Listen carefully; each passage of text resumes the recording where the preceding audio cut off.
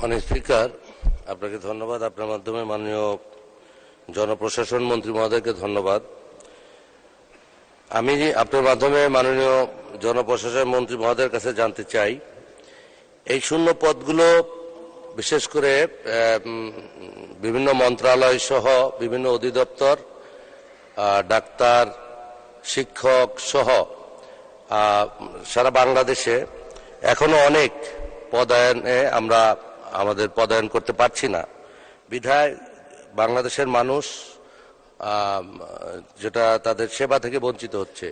তো এক্ষেত্রে এই শূন্য পদগুলো দ্রুত আরো কিভাবে উদ্যোগ নিয়ে এগুলো যত দ্রুত এগুলো পূরণ করে আমাদের বাংলাদেশের 18 কোটি মানুষকে তাদের সেবা প্রাপ্তির সুযোগ করে দিবেন। মাননীয় স্পিকার, আপনাকে ধন্যবাদ।